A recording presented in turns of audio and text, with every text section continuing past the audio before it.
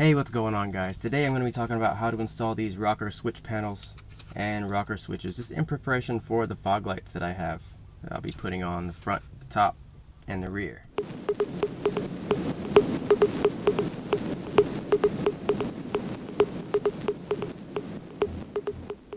So as I said, I'm going to be installing these this rocker switch panel. Now, first of all, this is a Toyota, yes, and I don't want anybody to make the assumption that all switches will work in the same panels. So if you buy the rocker switches that are made for rocker panels, like ARB style, Carling style, or just regular rocker switches, or the ones that you buy that say marine switches, not US Marines, but the water marine switches. So if you buy those, they're usually made for these type of switch holes, which is slightly larger than. I try to put this is a switch blank from my Toyota. It doesn't fit very well. It's because it's just two different types of switches. So the Toyota switches, you can buy those and they will work in your, like my switch panel that I have right there. My switch that I have here is just regular fog light switch, and you can see it just kind of slides in pretty snug, right? And this is CH 4x4 brand switches. They're not sponsoring me or anything, but they're CH 4x4 switches. They're pretty good. I like them. I've got a couple of their stuff because they make it for Toyota switch inserts, as well as the ARB Carling style rocker switches that you can put in. So my idea is I want to keep all my lights together. So I'm going to put my switches right here, partly because previous owner put a horn button there. And when they put that horn button there, obviously it doesn't look that nice. But my little way to fix that and install more switches where I want them, where I keep the lights all together, is just put this here, right? So, in the Toyota FJ Cruiser, with taking off this this switch panel, not switch panel, it will be a switch panel, which taking off this little cover, I don't know what specifically this is called, vent cover, vent panel, whatever, but you actually just want to grab it and kind of pull it like an upward pull, because the way the snaps go down at an angle, right? So I'm just grabbing this and pulling it. I had to put both hands on it and pull on it for a second, but so I'm pulling it up, so I've got that kind of slid out, just grabbing the bottom and pulling that up. Now this would come out completely with no wires, but you can see there's wires down there, so I'm gonna have to unscrew this and take it out. But what I would advise is, regardless of what your car is, what you want to do is whenever you get this exposed like this, just take like I have my little expo marker here, so just take the expo marker and mark wherever you see that it would interfere with something on the back, like one of the little mounts, something like that, or you see that there's some kind of a bracket in the way. You don't really want to go to put switches in and then they hit something, and now you've got to cut plastic behind your switch panel. I might have to cut plastic anyway, is what I'm going to kind of look into to see if, you know, maybe all the stuff's clear behind it. Now the reason I went with this plastic eBay one, if anyone's wondering, now you're thinking like, oh, well, it just doesn't look, if for whatever reason, I know some people, they like the flat style. This one's raised up slightly, like the edges are raised up slightly. People like the flat metal style. Well, with the flat metal ones, you have the screws in each corner, and I don't like the screws. I like it to sit in flush without having to look at screws and things like that are holding in the panel. It just looks better to me. It looks more stock if you have something that slides in and locks in place. It's just, I just have to cut the hole exactly where it fits the dimensions of this. So I'm going to work on taking that little horn button out so that I can get this out the rest of the way that it comes out in all the other FJ Cruisers. Alright, now just to illustrate to you guys how much room there actually is behind this little panel. That little rocker switch panel that I had, I buried it completely behind this switch panel right here. So it's just kind of sitting, just kind of hovering right back behind this. So if I can grab this with one hand again, pull it off, I might have to go with both hands. I can't get a good enough grip on it. Okay, pause it for a second, grabbed it with both hands. So when you pull it off, gotta open my door a bit. There's my little switch panel. So it fits completely behind that, and I just tuck my little wires back in there until I use them.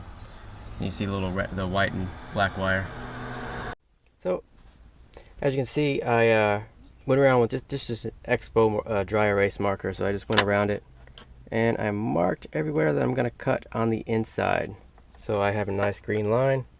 I can follow that line, and I'm not going to be using a jigsaw. I'm going to be using a regular razor knife, and probably I've got a hacksaw handle that's it's just a handle that holds a blade, and there's nothing on the end of the blade. So I'm going to be using a combination of those things just to get it. The reason I'm not using a jigsaw to do this is, what I don't like about jigsaws and with plastic is jigsaws can be rough on plastic. So if I started cutting this, I mean, usually you would put tape on it, whatever surface you want to protect.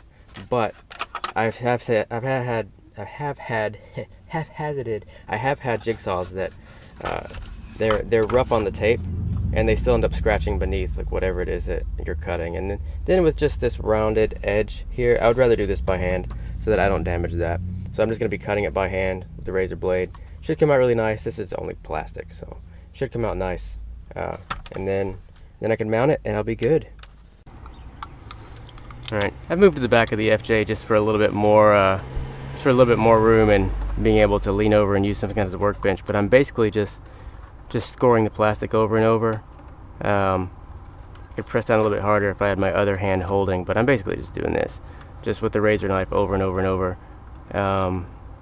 Getting those. I'm getting pretty deep so far. This knife is worn, but it's still doing the job really well of cutting this plastic. And I have these old floor mats down here that I'm just using to protect the front of the plastic while I cut the back of it.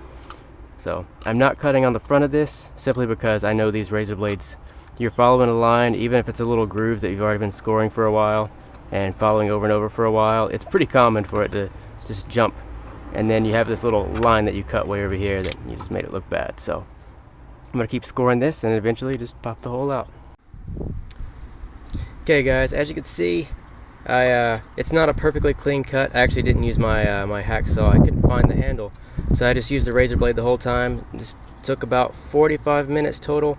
Basically all I did was I just kept scoring the plastic over and over and over again. And once I got it scored deep enough, I could cut a straight line all the way through, fairly neat. And then the rest of it where it was scored, after it's scored pretty deeply and then you start breaking the plastic away, the lines of it's got to be scored pretty deep because this is thicker plastic and it's actually painted on the front, so you don't want to pull any of the paint off. But after it's scored pretty deep, you can just bend and break the plastic off, but it's got to be scored pretty deep. And then after that, you can just clean up the edges where it was cut. So you can see on the bottom, it's not perfectly smooth here.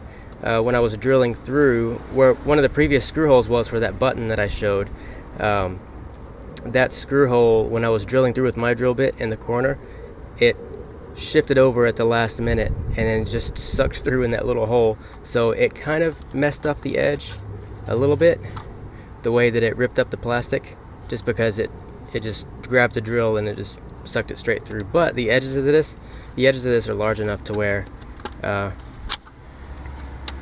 it covers it completely. So once I slide everything in and I snap it, I have my rocker switch panel and the FJ and this little thing. Now I'm gonna go back in the front and mount it. Alright, so let's snap this back in.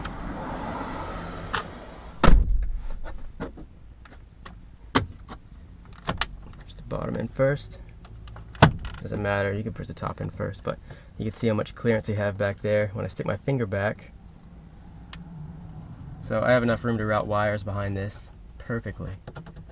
So this is a really good, I really like this this switch panel. So this is good.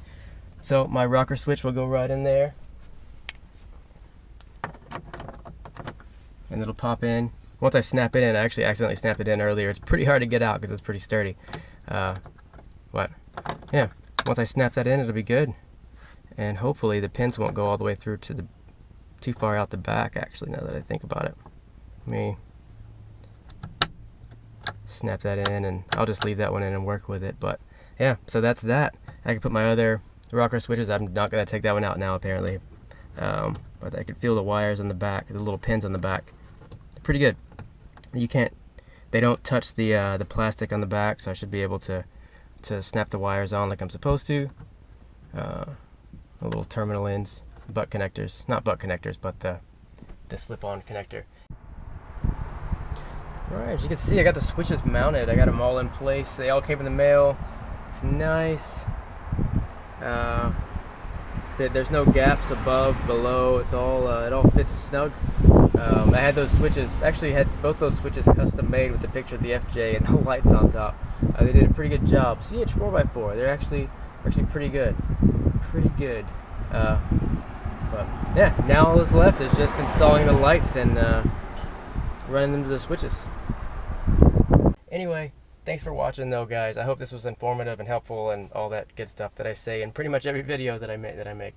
But follow on to the next video where I'm going to talk about installing the fog lights. I'm going to talk about the stuff that's in the kit that I bought. It came with a little remote thing that I would rather have a switch mounted in the dash like this. So but follow through to that. I'm going to have that in a link in the description and also popping up on this video. So let's talk about a more efficient way to wire it as opposed to running one long gauge wire all the way up from your fog lights to the switch. I'm going to be using a relay instead, so that way I can run some smaller gauge wire into these fog light switches that are up here. So thanks for watching though. Just make sure you like, subscribe, comment. I'm starting to sweat because it's hot in this vehicle, but yeah, follow on and watch my other videos. I've got a bunch of other stuff on this specifically. All those are laid out in the description if you want to check those out. But thanks a lot for watching, and God bless you guys.